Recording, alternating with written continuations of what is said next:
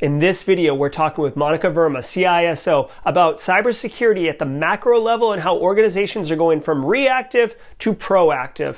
It's going to be very, very, very good for you to have this macro level understanding of cybersecurity as you're in interviews and you're breaking out of just the myopic focus of whatever it is that role is and understanding the bigger picture of the industry. Coming up.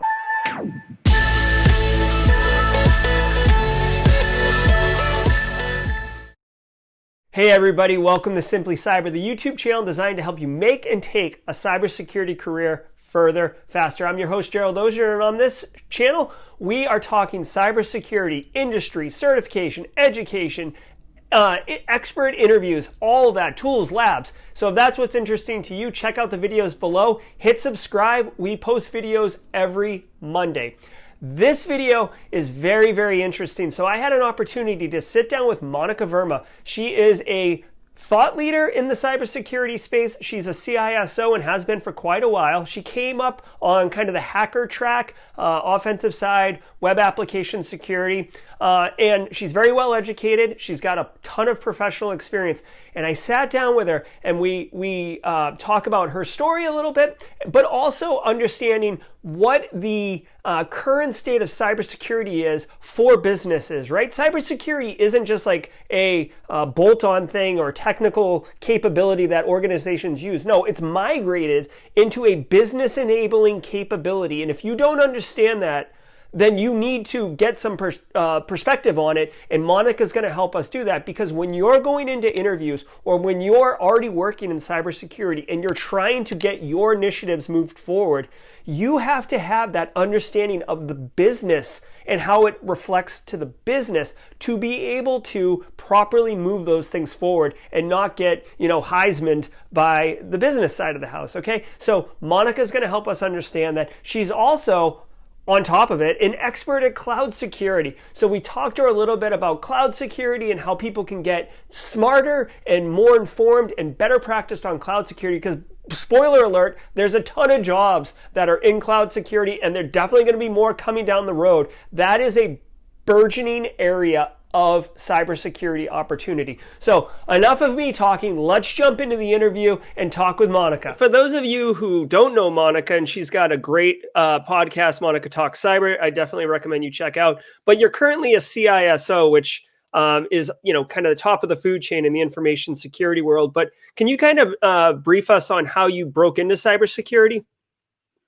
Yeah, that's that's very interesting, because I got interested in technology at a very early age. I think I've told this story a couple of times to a couple of people when they asked me about how I got into cybersecurity. And I feel like I need to bring that history back in, because it's all somehow all connected. When I was a kid, almost around just 10 years old, I saw the cockpit of a plane for the first time from inside.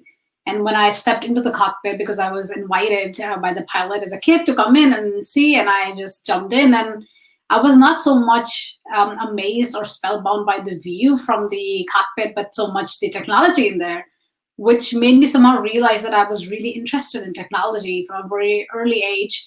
And then I started studying information technology and computer science. I started learning programming at an early age as well. And then when I was doing all this programming and networking stuff, I realized that you can actually misuse or abuse them to do things that you're not supposed to do, which we today call hacking. So I got basically into ethical hacking. That was my stepping stone into the industry. But what's interesting is how I got into it, which you asked the question now, is because I was studying like hard-on cryptography and random oracle models and doing a lot of this theoretical security stuff at the university. But I was really impressed and amazed by the work that Jeremiah Grossman was doing, and he has been my idol for now 15 years, maybe around, give and take. So what I did was I kind of decided myself that I wanted to do my master thesis on web application security, which was not something that was common in the university. So I convinced my university, my professor, and Jeremiah to be one of my external supervisors. And that's how it just started. I got really interested in application security, into hacking, and I just went right into hacking applications, products, and ICT and all these different things. That was my stepping stone into security. Yeah, that's awesome. Everybody has like kind of like that's one of the great things about cybersecurity. I feel like there's a lot of different kind of on-ramps into the field. And yeah, and Jeremiah is definitely a pillar in the community. I love his work. So, Monica, you have, your podcast and you have other, projects going on. But one project that I really appreciate and subscribe to is your blog. And I'll provide a link to your blog in the show description below. But you recently did one around, the cybersecurity adoption lifecycle and how there's really a chasm between industry best practices. And let me pull it up here so we can see that. There you go. This is Monica's work. Now, basically, what I took from this is organizations being reactive versus proactive, right? That's kind of the thesis here. Could you kind of share your thoughts around this model so people understand what they're looking at, and then really, why don't you comment on why that chasm, exists? Absolutely. I mean, there is one aspect of, as you say, the proactive versus reactive, which you can see from the right half of the image of the model. But it also talks a bit about the early adoption innovators in a sense, because it's been adopted from the technology adoption lifecycle. But what's interesting here is what it means for the cybersecurity industry.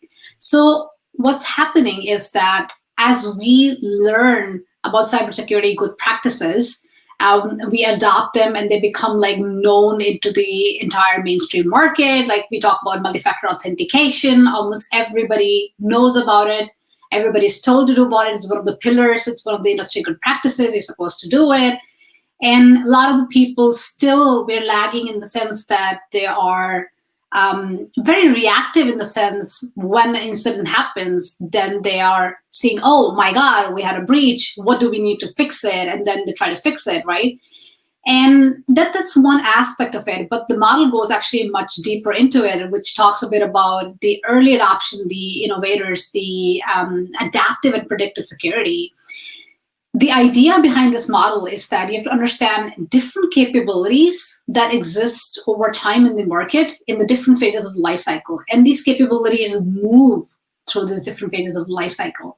Example being threat intelligence.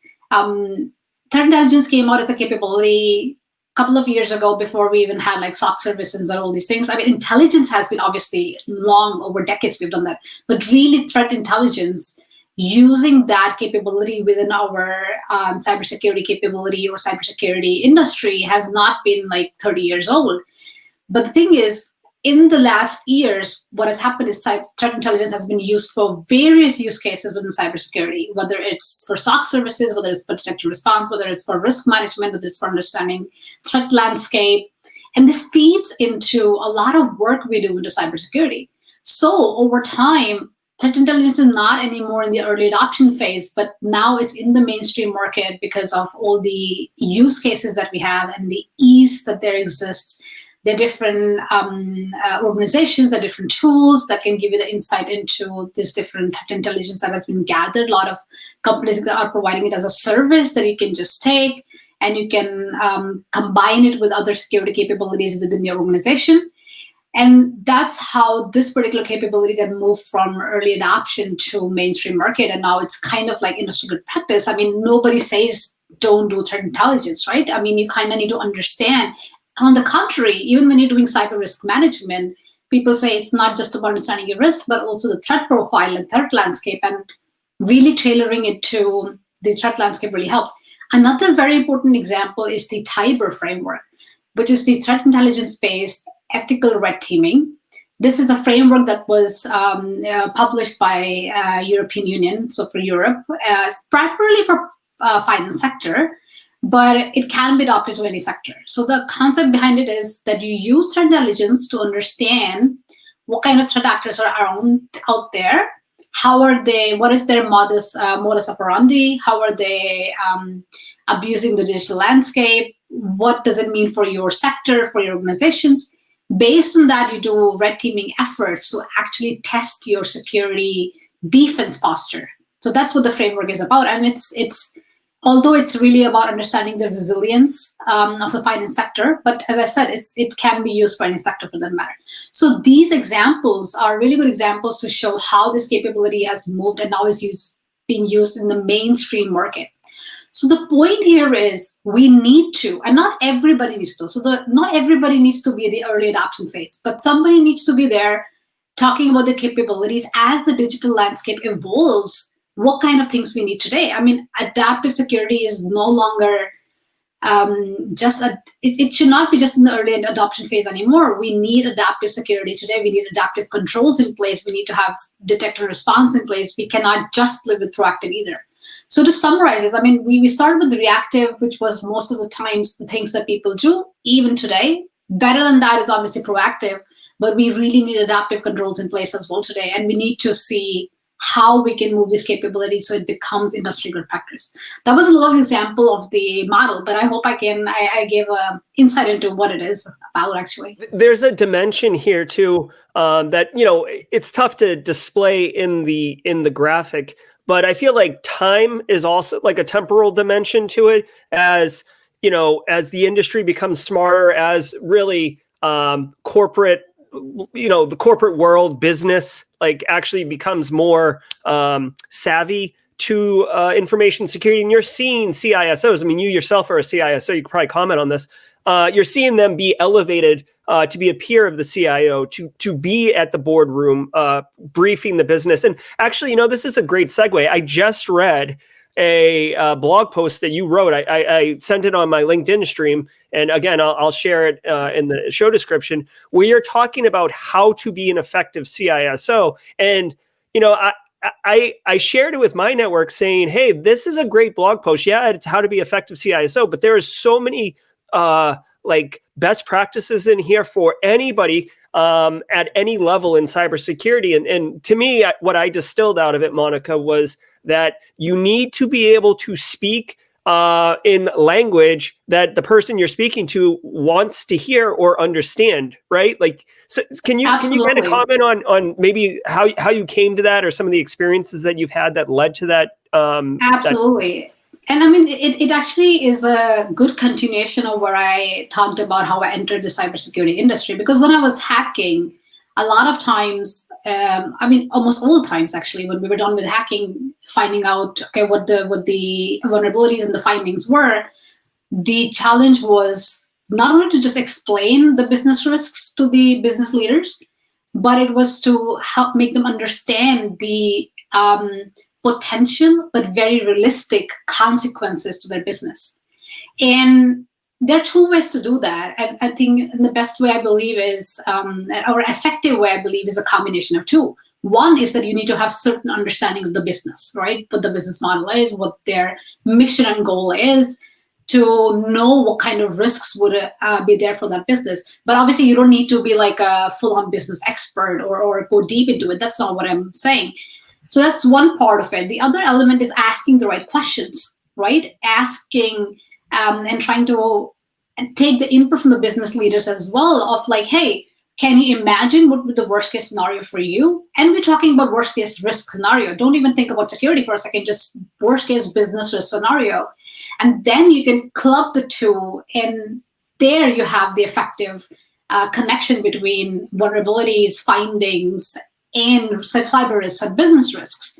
And that connection is what is very critical. That's what I learned when I was doing hacking, that, hey, if I'm not able to do that connection, then obviously I can continue hacking, but then there will be a huge gap between the cybersecurity technology or cybersecurity technical experts and the business leaders. So that's where I continued my journey, and I got motivated by it, that, okay, I want to solve two big problems. One is, how do I effectively communicate and help and support businesses and society, which means also non-security people, right? Mm-hmm. To understand what is cyber risk, what does it mean for them, and how to efficiently invest in cybersecurity, or what you can do as individuals about it, what kind of things you should be aware of. So that was one of the problems I wanted to solve. And the other problem was, obviously, another thing I was very much focused on was, for me, was breaking stereotypes. For me was, being a brown female business leader or security leader who supports businesses, coming from hacking, but then breaking the stereotype that if you're a hacker, you can never be a CISO, or that you cannot think business. So there are a lot of these things, and obviously, so I wanted to tackle both the things from perspective of efficient investing in communication and also diversity and inclusion and having different ideas and breaking the stereotypes. So the point that is there in the blog is, there are a lot of these different things, because that particular blog is like a one-stop shop for CISO FAQs. I just wanted to gather everything that I've learned over the last more than a decade into one place and just store it there. And it's a very like summarized version of almost everything. There I have the cybersecurity strategy, I have the communication, I have the key principles, a lot of things there. And also some myths, right? What kind of myths we have around CISO role and so on. But what I'm going to do in the future is that I will pick these topics and then write individual blogs on them, because each of them is actually a full-blown topic in itself. So those will be my future blogs in the CISO series that I have. But coming back to communication, it's absolutely important if you want to, because the goal of security, and I actually did a video on that, goal of security is not to secure. We ask people, what's the goal of security? They go like, it's confidentiality, integrity, and availability. Well, those are some of the measures that you have in place because of certain needs for your organization and your business. But ultimately, the goal of cybersecurity is to support your business, support your organization. If you have a health sector, if you have a finance sector, they have a bigger mission and a bigger purpose and a bigger goal. And from a security perspective, understanding how this impacts, one, and two, how it actually enables. It's both the aspects, right? It's not just about putting controls in place. So how do you do that if you don't communicate better? So it's not just even about business leaders, but it's also about your target audience.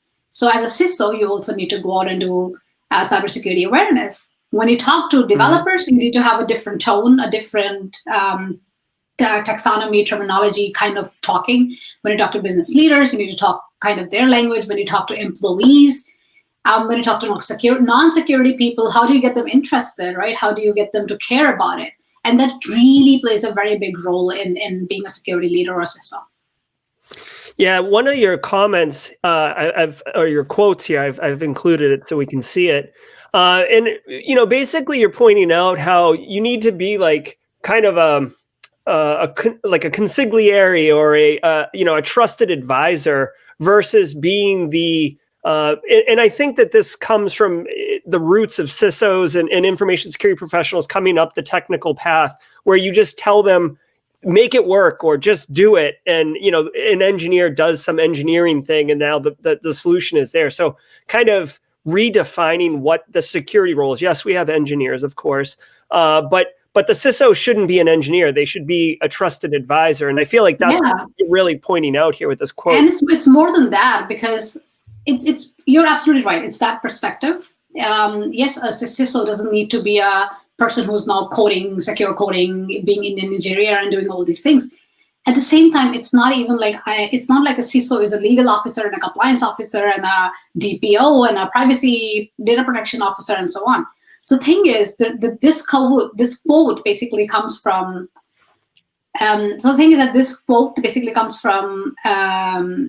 The blog starts, or at some certain point in the blog, I talk about how today a CISO role is considered that of a Wonder Woman, or Superman. We have this superhero kind of mentality. We expect them to do all and be all.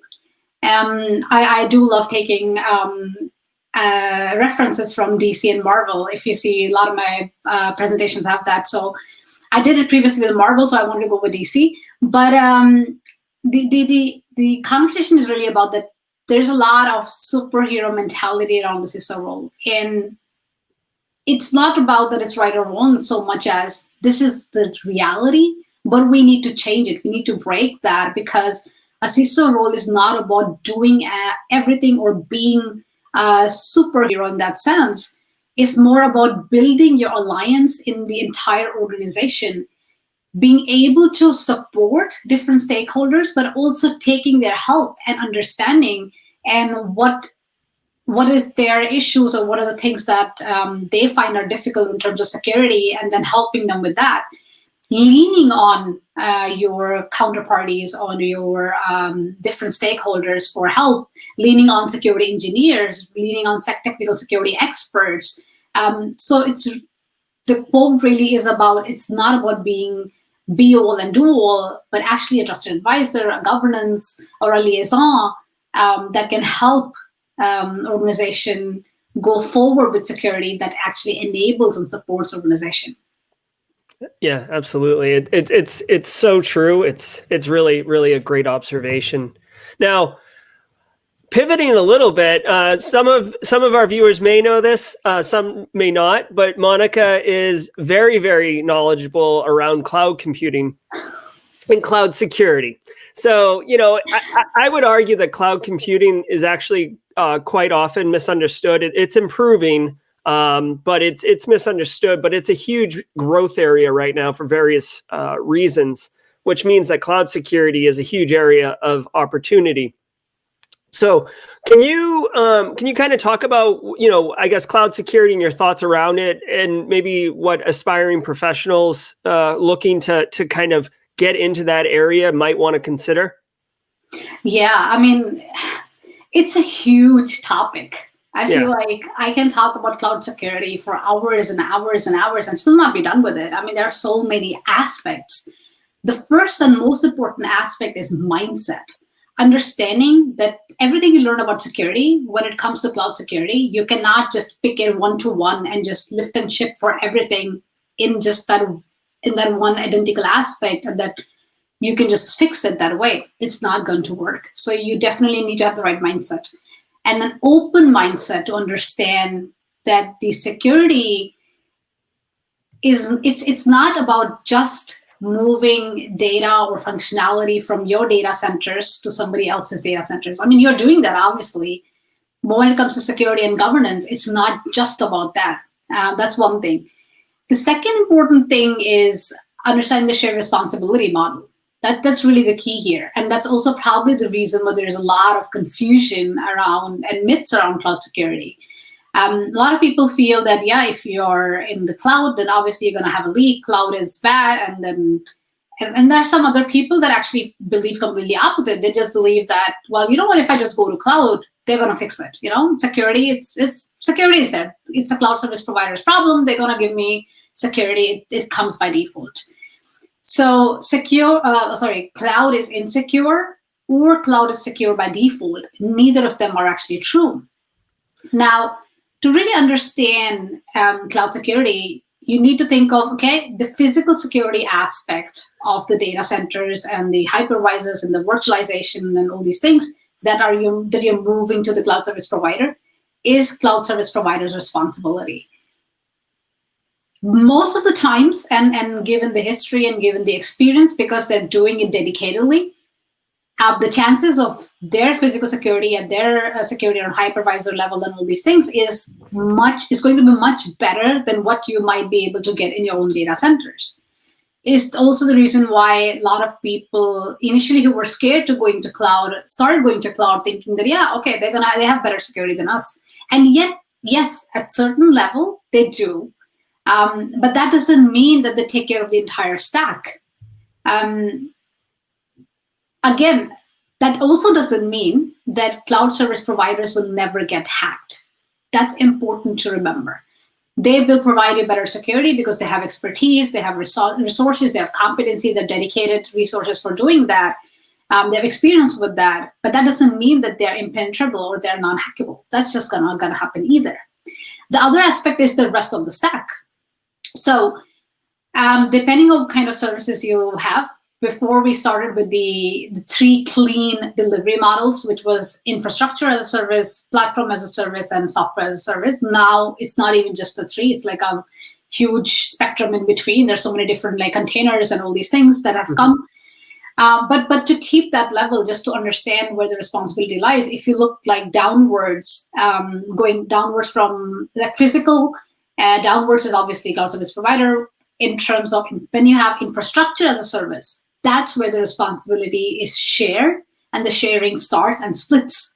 That's the way to remember. That's how I do it. So infrastructure as a service means infrastructure, including down, is cloud service provider, and infrastructure, including up, is consumer.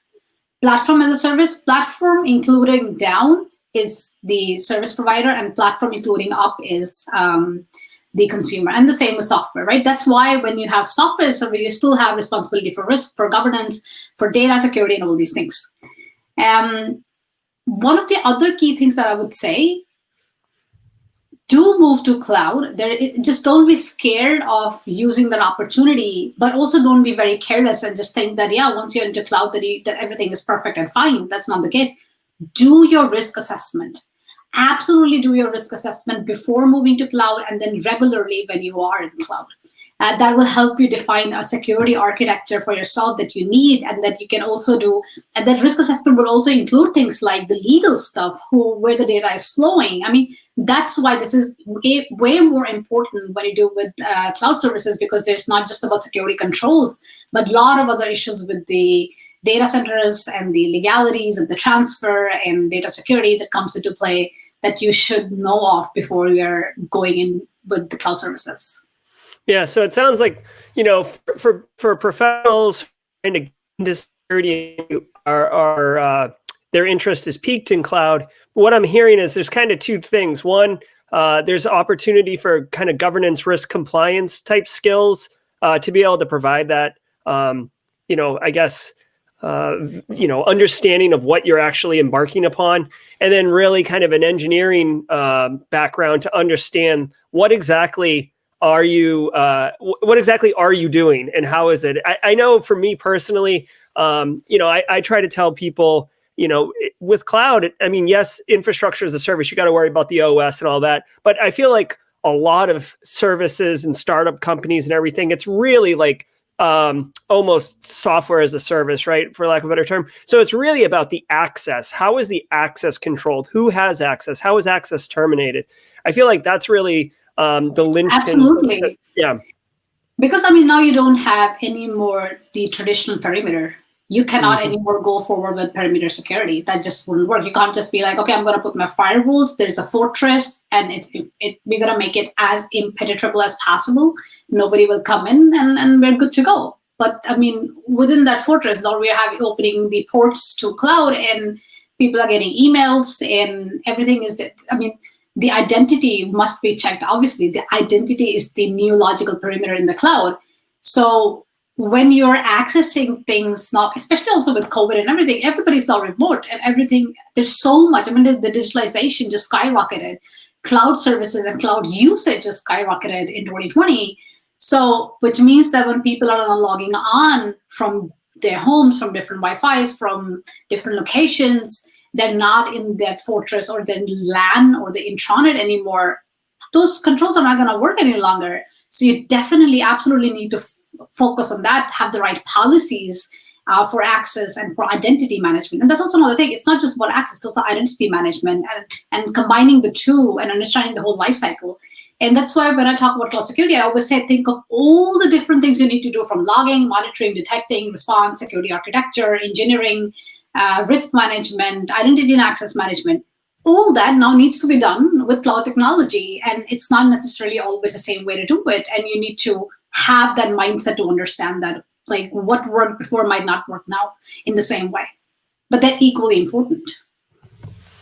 Yeah, so cloud's definitely coming, or it's here, and it's expanding. Obviously, as a leader in the information security space, Monica, how do you see the cybersecurity landscape evolving over the next few years? Oh yeah, we are obviously having all these emerging technologies, right? Cloud has now become like almost the de facto for so many organizations. It's already there, as you say. It's not like we're coming to it, but obviously the usage is now skyrocketed this year. But at the same time, we have the robotics industry that is now with the Industry 4.0 that's investing and heavily being invested in. We have all the convergence of IT and OT that's happening. We have seen massive increase in ransomware. That's obviously going to continue to happen. I see two main things definitely happening because of all this convergence and digitalization and interconnections that are happening globally. I see cybersecurity, I see ransomware attacks continue to happen at different levels. I mean, there are these examples where an organization is ransomware and asks for the ransom, but you also see examples of where, say, for example, a health sector is, or a hospital is ransomware for patient data, and then they individually call the patients to like, hey, if you don't give me the money, we're going to leak your sensitive personal health data. And those users might be more gullible to actually pay the ransom. So the model that has been used for now for getting the ransom will also continue evolving, and we will see a lot of that. And another thing we'll see is more and more supply chain attacks and more cloud type supply chain attacks. The reason I say that is because of, as these convergences have happened and are continuing to happen, not just between IT and OT and IoT and IIoT, but also between the physical, the biological, and the digital landscape, the attack surface has just grown massively and will continue to grow. And it's becoming all the more complex. So for threat actors, it's about finding the weakest spot that can have the maximum impact.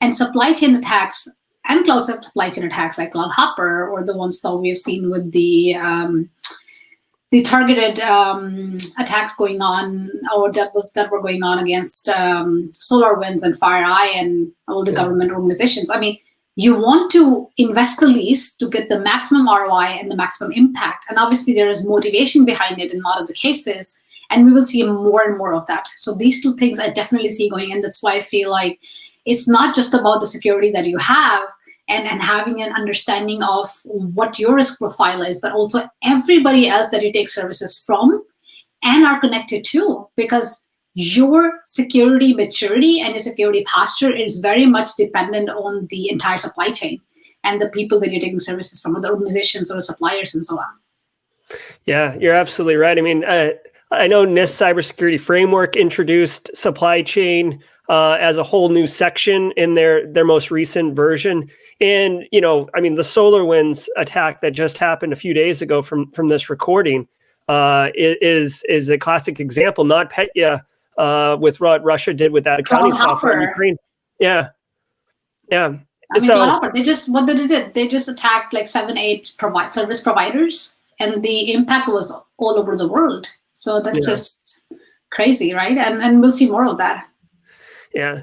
So we've been talking with Monica Verma. Monica, so grateful for you coming by and sharing your knowledge and your insight and your expertise with us. This is your spot on the internet. So please, I'll include a link in the show notes. But please go check out Monica's content. It's excellent. She's very, very well informed and a thought leader in our information security space. That was a densely rich, valuable interview. Thank you so much for Monica. Be sure to check out Monica's site, Monica Talks Cyber. She just finished season 1. Her finale, I'll link in the show notes below. The finale episode is excellent. She's talking to an AI expert about industrial Internet of Things and the security around that. So it's like really, really dynamite. She's going to be launching season 2, so be sure to check out her stuff, subscribe. You can follow her. She makes it very easy to get her content. And, I'm a subscriber. I listen to her material. That's actually how we connected. So, definitely check that out. That does it for this week's episode. Again, thank you so much. If you got value out of this episode, hit the subscribe button, hit the thumbs up, let your friends know. I'm trying to build a community here to collaborate and engage with you. All right? Until next week, stay secure.